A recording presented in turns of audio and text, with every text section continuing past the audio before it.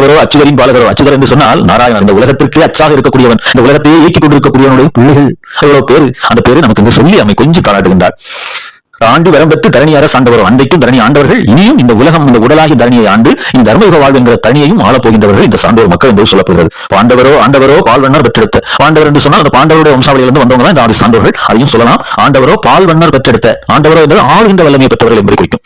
மேலும் பால்வண்ணர் பெற்றெடுத்தனா, பால்வண்ணர்னா நம்மளுடைய நாராயணனை குறிக்கிறது. அந்த நாராயணர் பெற்றெடுத்த சாண்டவரோ ராராரோ, தலைத்திருக்கிறாரோ. தலைத்திருக்கனா அவர்கள் மேலும் மேலும் சான்றோர் மக்கள், அதாவது ஆன்மத்தை அறியாமல், அதாவது ஆன்மீகத்தை அறியாமல் இறந்து போன அந்த உயிர்களை மீண்டும் தன்னுடைய பிள்ளைகளாக பெற்றெடுத்து அவர்களுக்கு ஆன்மீக ஞானத்தை ஊட்டுவதையும் குறிக்கும். அதுபோல நம்முடைய ஆன்மீகத்தை தலைக்க வைப்பதையும் குறிக்கும். ஐயா தலைத்திருக்க லாராரோன்னு சொல்லி அந்த தாளாட்டுகின்றாள். கடைசியான விருத்தம் தங்கமணியோ நவமணியோ சலத்தில் விளைந்து தரலாமதோ. அன்னைக்கு அந்த விஷயத்துல எல்லா மக்களுக்கும் தங்கமணியாகவும் நவமணியாகவும் அந்த கலி யுகத்திலே இருந்து கலியை அழிப்பதற்காக புறப்படுத்த சான்றோர் மக்களை அம்மை தாளாட்டுகின்றார். சிங்க முடிகள் பெற்றவரோ சீமை அடக்கி ஆண்டவரோ. சிங்க முடிகள் என்று சொன்னால் வெற்றியினுடைய அந்த சிம்மாசனத்தை அவர்கள் கொண்டிருந்தார்கள். சீமை அடக்கி ஆண்டவர்கள் என்று சொல்லும் போது அன்றைக்கும் இந்த உலகத்தை ஆண்டார்கள். இன்று நம்முடைய உடம்போடு கூடிய இந்த உயிரை ஆண்டு மேல்நிலைக்கு செல்வதற்கு காரணமாக இருக்கின்றவர்களும் இந்த சான்றோர் மக்களை என்று தாளாட்டுகின்றார். துங்க வரிசை பெற்றவரோ துருமால் விந்தி உயிர்த்தவரோ.